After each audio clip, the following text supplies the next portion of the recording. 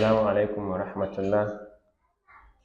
Masu kallonmu da sauraronmu a wannan tasha tamu ta Tandan Hausa, za mu gabatar da ‘yar taƙaitacciyar muƙala dangane da shugabanci. Sunana Muhammad Shamsuddin Ibrahim Prince Wadata. Muna tare da Malam wanda zai gabatar mana da sunansa, zai kuma gabatar mana da muƙalar insha Allah. Ya sunan Malam? Sunana Abubakar Abdullahi, limamin masallacin Juma'a na Sheikh Magili da ke nan Kabuga bayan gidan mai na Bristol Estate. Alhamdulillah. Malam, a gurguje za mu fara da tambayoyi kamar haka. Na'am. Menene manufar addinin musulunci akan shugabanci? Alhamdulillah, nahmaduhu wa nasta'inuhu wa nastaghfiruh wa na'udzu billahi min shururi anfusina wa sayyiati a'malina. من يهدي الله فلا مضل له ومن يضلل فلا هادي له واشهد ان لا اله الا الله وحده لا شريك له واشهد ان محمدا عبده ورسوله. Bayan haka, wannan tambaya ce mai muhimmanci kuma wadda aka yi ta akan gaba.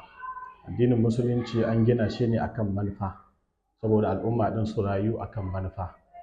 Manufar da shari'a take da shi akan shugabanci shine a tsare wasu abubuwa guda biyar.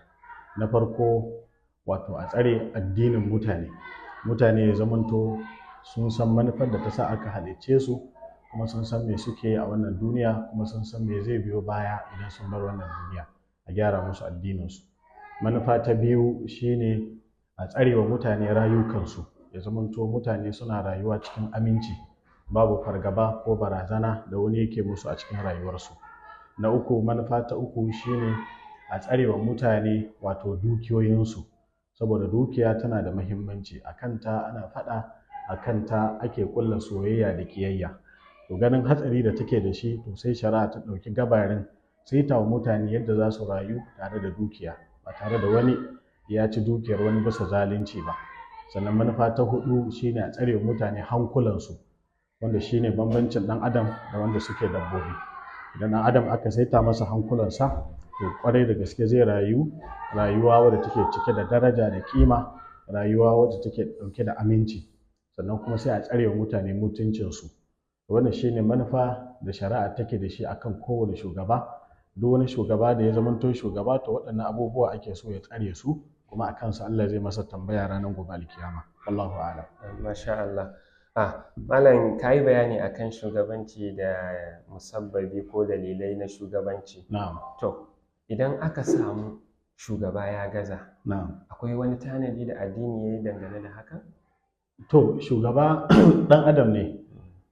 Ɗan adam shi ne ke mulkan mutane, kuma ɗan adam ba shi da kamala ta kowace fuska. Kamar yadda manzo Allah ke cewa kullu bani adam khata'un wa kullu khata'in wa khairu khata'in at-tawwabun.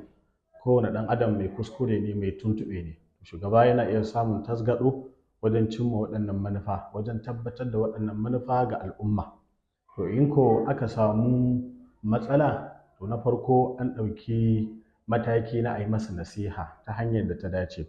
A yi masa nasiha cikin girmamawa da ladabi, wanda ana sa rai cewa zai ɗauki wannan nasiha don ya zamanto gyara ga al'umma baki ɗaya.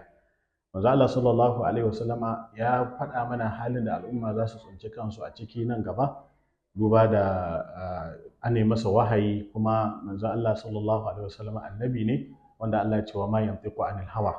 Ya ba mu labari cewa satarawna athara, nan gaba za ku ga mulkin danniya da kama karya.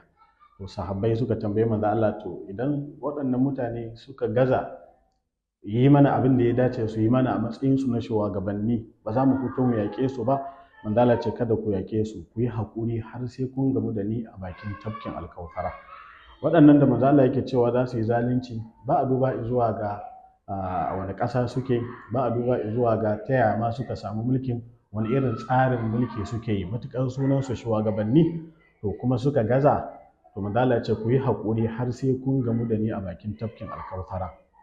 Da haka akwai mataki na nasiha, akwai mataki na jan hankali, sannan kuma akwai mataki na haƙuri wanda ya kamata a ce al'umma sun yi. Sannan kuma suka tambayi manzo Allah sallallahu alaihi wasallam cewa to haƙoƙin mu fa wanda ya rataya a wuyansu idan ba su ba mu ba, sai manzo Allah ce ku roki ubangiji haƙoƙin ku Allah zai ba ku.